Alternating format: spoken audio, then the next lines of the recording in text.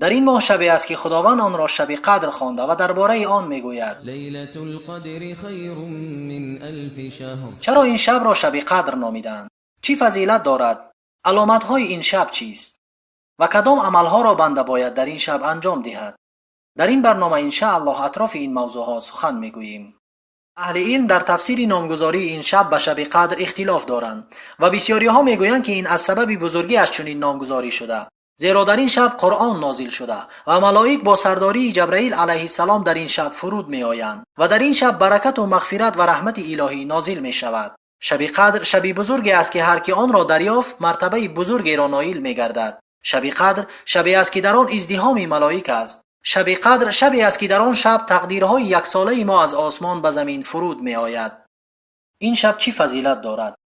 اول اینکه این شب شبی مبارکی است، زیرا در این شب قرآن نازل شده است. إنا أنزلناه في ليلة مباركة إنا كنا منذرين. دوم، هر که این شب را با عبادت و از روی ایمان و اخلاص بگذراند گناههای گذشته اش بخشیده می شود. شب زنده‌داری در این شب سبب مغفرت تمام گناهان است. عبادت در این شب بهتر از عبادت 83 سال و 4 ماه است، یعنی هر ساعت آن از 8 سال بهتر است و 1 دقیقه آن بهتر از 8 ماه است. اینجا سخن سری تجارتی که فایده 100% دارد نیست، بلکه فایده آن 3 میلیون درصد است. لیلة القدر خیر من الف شهر. در این شب ملائک با رحمت و برکت و نیکی و مغفرت به زمین فرود می آیند. تنزل الملائكة والروح فيها بإذن ربهم من كل أمر. و آن شبی است که بدی در آن نیست. در قرآن آمده سلام هي حتى مطلع الفجر. معنای سلام را دو تفسیر کردند، یکی امان از تمام بدیها و دیگر این که این شب امان از شیطان است. و این چون این پیامبر صلی الله علیه وسلم هر کسی را که این شب را از دست می‌دهد محروم نامیده است، چنانه که می‌فرماید بیشک این ماه به شما آمد، در آن شبی است که بهتر از 1000 ماه است. هر کی از آن محروم شد از تمام نیکی‌ها محروم شده است و از نیکی‌های آن شب جز محرومان کسی محروم نمی‌شود. شب قدر کدام شب است؟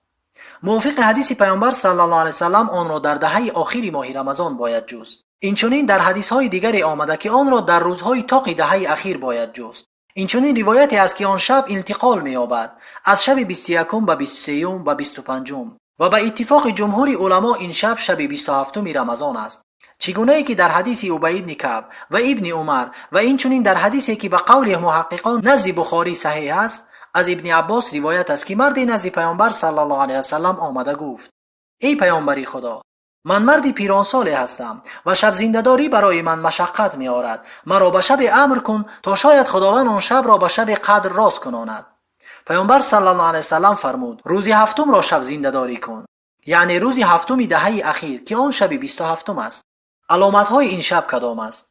اینجا علامت‌های پیش از آن شب است و علامت‌هایی که بعد آن شب می‌براید. اما علامت‌های پیش از این شب این است که آن شب نه گرم است و نه خنک، چگونه ای که پیامبر صلی الله علیه وسلم در حدیثی فرمودند: شبی که شما روبرو میشوید نه گرم است و نه خنک. اینچنین در حدیث دیگری آمده که آن شبی است که نورانی و روشن، نه گرم است و نه خنک و در آن شب ستارگان پرتاب نمیشوند.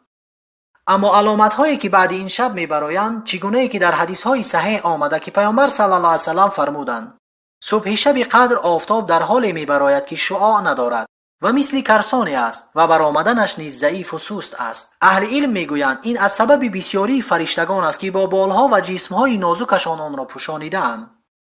و اما علامت‌های بهترین این شب که سبب نزدیکی بنده با خداوند میشوند اینهایند: شب زنده‌داری. پیامبر صلی الله علیه وسلم میفرماید: من قام لیلة القدر ایمانا و احتسابا غفر له ما تقدم من ذنبه.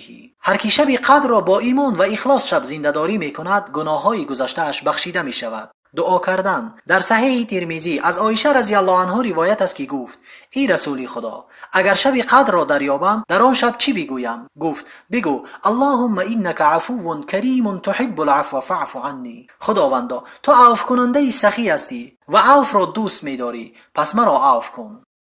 نزدیک شدن به خداوند با بخشیدنت کسی را که به تو ظلم یا بدی رسانیده است، زیرا تو از خداوند می‌خواهی تا تو را ببخشد. تو نیز از خطای دیگران بگذر تا خداوند از خطای تو بگذرد. از بدبینی و جنجال در این شبها دور باش، زیرا سبب معین نشدن شب قدر در شب خاص این از سبب جنجال دو مردی بود. در صحیح بخاری از عباده ابن سامین آمده که پیامبر صلی الله علیه وسلم فرمودند من برآمدم تا شما را از شب قدر آگاه کنانم و اینجا فلانی با فلانی مناقشه داشتند و آن از یاد من برداشته شد، شاید این خیری برای شما باشد و آن را در هفتم، نهم و پنجم آن جویا شوید، یعنی در دهه اخیر شبهای 27، 25 و 29 آن.